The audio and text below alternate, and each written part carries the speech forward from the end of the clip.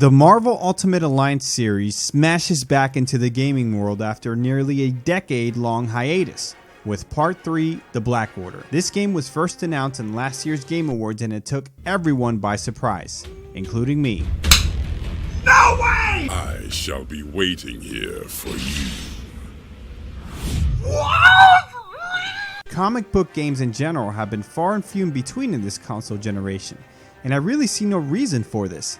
Comic book films, shows, and cartoons are more popular than ever. Regardless, Marvel Ultimate Alliance 3 breaks into the scene with its action RPG elements and co-op friendly gameplay.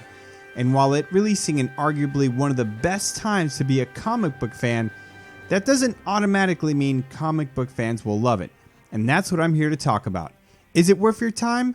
Let's start with the story.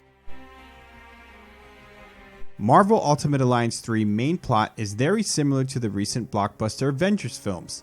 If you're familiar with them, then you might recognize the main antagonist and plot device of those films, Thanos and the Infinity Stones. Only, this is not the same comic book universe as the films. Although I will say, the voice acting is superb in this game, and some of them emulate the MCU actors and their impressions are almost spot on. These are definitely the real deal. Genuine Infinity Stones, jam-packed with endless cosmic energy. Your grim countenance suggests that international delicacies aren't on your menu this day. You've allied yourselves with humans, the same race who designed these monstrosities to hunt us. Besides having some characters from both, they greatly differ from one another, with the story elements and timelines being completely different. As far as how satisfying the story is, it's your typical comic book fanfare. It took me 8 to 10 hours to get through the game, and nothing here really stands out as serious or emotional content. It's kept light while also moving along rather quickly. This doesn't mean that there aren't moments that happen that will greatly please Marvel fans. You'll know them when you see them. The visuals in Marvel Ultimate Alliance are pretty good. Character models are clean and given a look closer to comic book feel compared to previous entries. The world design is fun, inviting, and colorful. There are some unique visual tricks done in this game that I loved and only wish to see more of. Playing with 2 or more players on one console can get a little disorienting when one screen is filled with enemies and abilities are flying left and right. Although players being color-coded helps with this and overall was a good choice. The camera can get in the way and make it difficult to progress at times when playing co-op.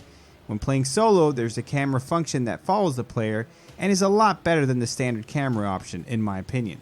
As far as performance goes, the game performed very well from what I recall, and only slowed down or skipped on certain cutscenes in certain moments, but it happened very few times and it didn't really interrupt the gameplay. The gameplay in Marvel Ultimate Alliance is a lot of fun for what it is. It's an action brawler, so you kick, punch, shoot, and slice your way through mobs of enemies, clearing out rooms and fighting infamous boss villains from the Marvel Universe. The team-up ultimate moves are very satisfying to perform, and the giant roster of heroes offers plenty of choices to make the team that you want to play with. You get bonuses in your stats like attack and defense for teaming up certain heroes, so it's fun to experiment with ones you wouldn't normally play with while you try to synergize their abilities. There is some depth with the way you can power up your hero outside of battle, and it is pretty good, but that's all I can say about it in this review. If I have to say something that I didn't like about the gameplay, was that in my opinion it was a little bit shallow. It almost expected with a brawler, but I would have wanted some more abilities or attacks to make things more interesting. This can be seen as a weakness, but it's also one of the reasons why co-op shines in this game, and in my opinion, it's one of the best co-op couch experiences that you'll find on the Switch, especially if you have some that don't play a lot of video games or children that want to join in. That's not to say that this game is easy. Even in the easiest mode, I wiped a handful of times and there are at least 2 modes that are harder than that. On top of those 2 extra modes that you can replay the game in, there's also Infinity Trials, missions that you can replay and have different effects added to gameplay. Some might have it where you can only do damage with abilities. Some might have a time limit. They are recycled content from the main story, but the changes made offer you some challenge and can be fun. This is also a way to farm for currency that you can use to power up your hero's abilities, although you also get these from playing the regular story mode, just not a whole lot. Marvel Ultimate Alliance 3 The Black Order offers Switch owners a legitimately fun and satisfying couch co-op experience that can be fun for pretty much anyone. I loved my time in the different Marvel worlds and actually can't wait to get back and play more of the Infinity Trials and harder difficulties.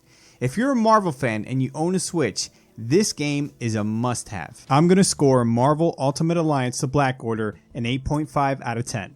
Super. The good.